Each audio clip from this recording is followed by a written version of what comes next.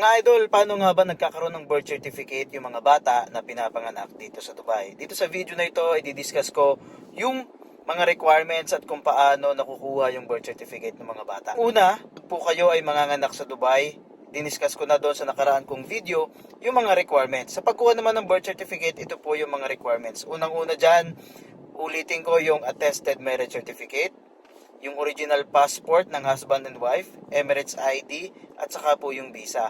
At syempre, idagdag nyo po dyan yung birth notification na ibibigay sa inyo ng hospital. Mahalaga po yung birth notification. Yun po yung unang-unang hanapin sa inyo.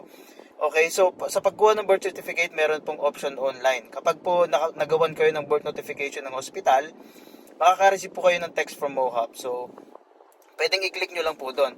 And ang isa pang pinakamadaling paraan, nung nakuha ko po yung birth notification ng bata, bibigyan po kayo ng hospital ng address kung saan pwede nyong ipagawa yung birth certificate ng bata. Dadalhin nyo lang po yung requirements na nabanggit ko kasama yung birth notification.